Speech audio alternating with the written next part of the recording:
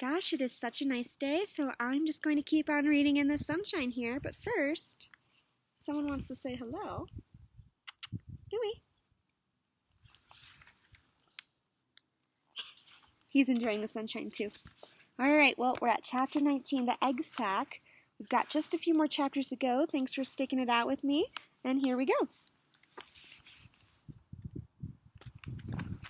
Next morning, when the first light came into the sky, and the sparrows stirred in the trees, when the cows rattled their chains and the rooster crowed, and the early automobiles went whispering along the road, Wilbur awoke and looked for Charlotte. He saw her up overhead in a corner near the back of his pen. She was very quiet. Her 8 legs were spread wide. She seemed to have shrunk during the night. Next to her, attached to the ceiling, Wilbur saw a curious object. It was sort of a sack or cocoon. It was peach-colored and looked as though it were made of cotton candy.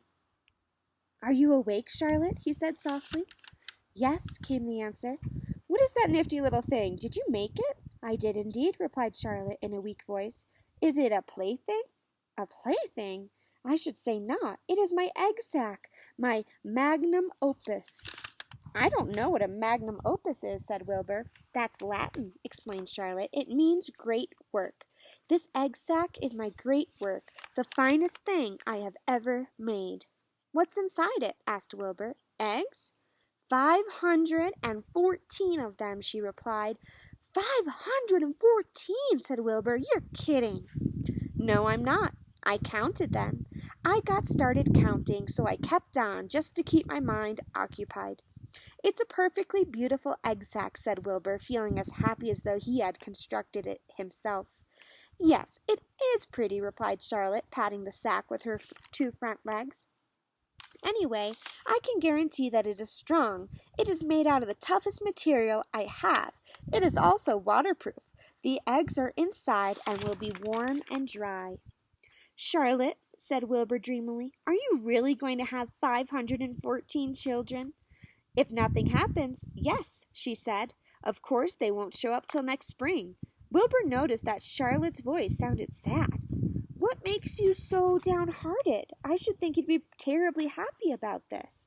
"Oh, don't pay any attention to me," said Charlotte. "I just don't have much pep anymore. I guess I feel sad because I won't ever see my children." "What do you mean you won't see your children? Of course you will. We'll all see them. It's going to be simply wonderful next spring in the barn cellar with 514 baby spiders running around all over the place. And the geese will have a new set of goslings, and the sheep will have their new lambs." "Maybe," said Charlotte quietly. "However, I have a feeling I'm not going to see the results of last night's efforts.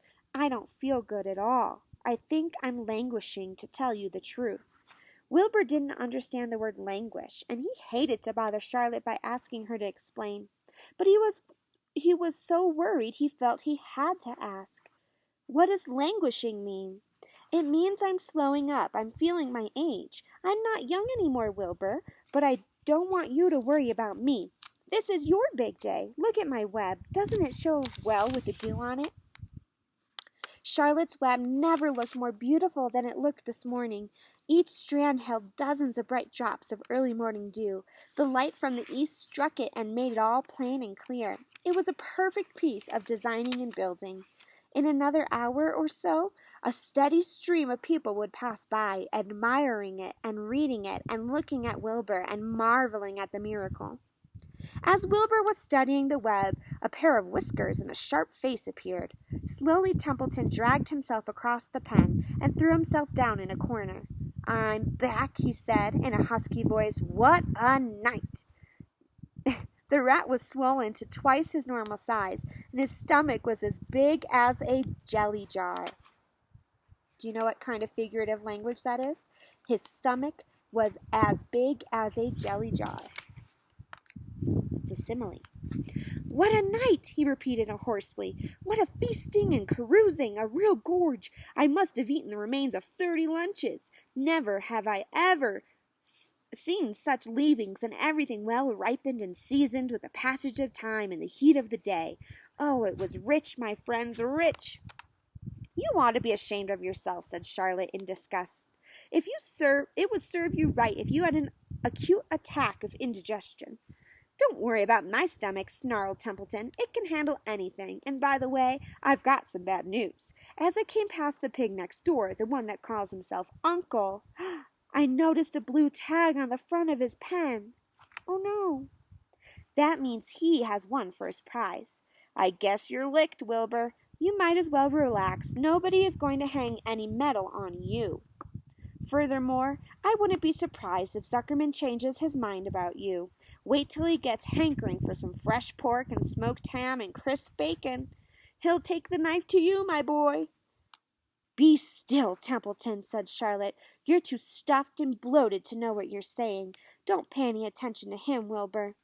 Wilbur tried not to think about what the rat had just said. He decided to change the subject. Templeton, said Wilbur, if you weren't so dopey, you would have noticed that Charlotte has made an egg sac. She is going to become a mother. For your information, there are 514 eggs in that peachy little sack. Is this true? Asked the rat, eyeing the sack suspiciously. Yes, it's true, sighed Charlotte. Congratulations, murmured Templeton. This has been a night. He closed his eyes, pulled some straw over himself, and dropped off into a deep sleep. Wilbur and Charlotte were glad to be rid of him for a while. Let's see. At 9 o'clock, Mr. Arable's truck rolled into the fairgrounds and came to a stop at Wilbur's pen. Everybody climbed out. Look, cried Fern. Look at Charlotte's web. Look at what it says. The grown-ups and the children joined hands and stood there studying the new sign. Humble, said Mr. Zuckerman. Now isn't that just the word for Wilbur? Everyone rejoiced to find that the miracle of the web has been repeated. Wilbur gazed up lovingly to their faces. He looked very humble and very grateful. Fern winked at Charlotte.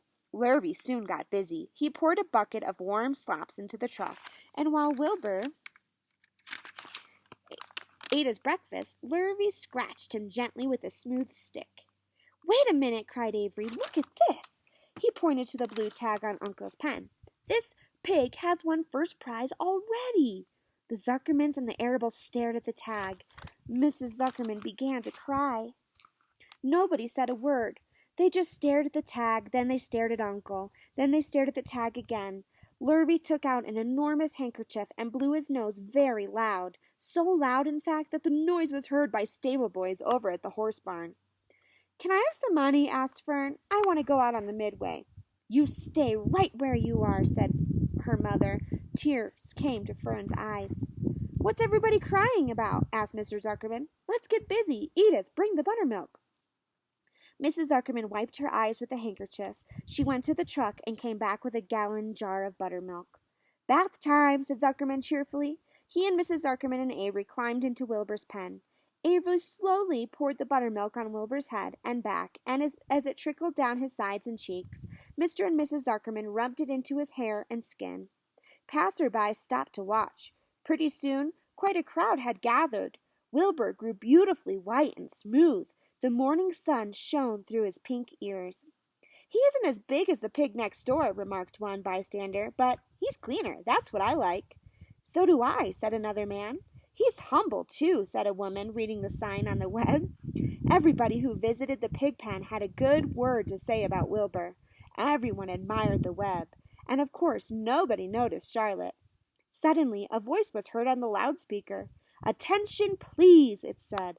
Will Mr. Homer Zuckerman bring his famous pig to the judge's booth in front of the grandstand? A special award will be made there in 20 minutes. Everyone is invited to attend. Crate your pig, please, Mr. Zuckerman, and report to the judge's booth promptly. I wonder what award he's going to get. For a moment after this announcement, the Arables and the Zuckermans were unable to speak or move. Then Avery picked up a handful of straw and threw it high in the air and gave a loud yell. The straw fluttered down like confetti into Fern's hair. Mr. Zuckerman hugged Mrs. Zuckerman. Mr. Arable kissed Mrs. Arable. Avery kissed Wilbur. Lurvy shook hands with everybody. Fern hugged her mother. Avery hugged Fern. Mrs. Arable hugged Mrs. Zuckerman. Love all around. Up overhead in the shadows of the ceiling, Charlotte crouched unseen.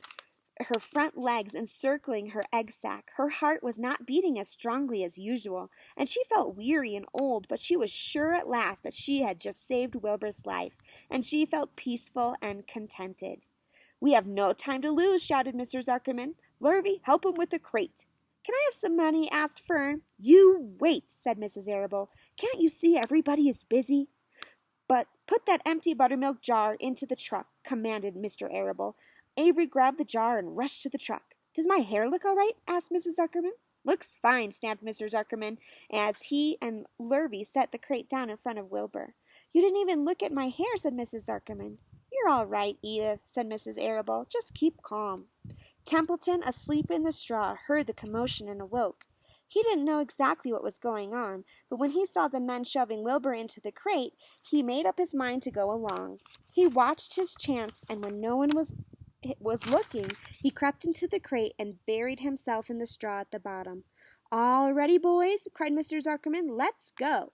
He and Mr. Arable and Lurvy and Avery grabbed the crate and boosted it over the side of the pen and up into the truck. Fern jumped aboard and sat on top of the crate. She still had straw in her hair and looked very pretty and excited. Mr. Arable started the motor. Everyone climbed in, and off they drove to the judge's booth in front of the grandstand. As they passed the Ferris wheel, Fern gazed up at it and wished she were in the topmost car with Henry Fussy at her side. Stay tuned to see the award that Wilbur, the Zuckermans, and the Arables will receive. See you next time.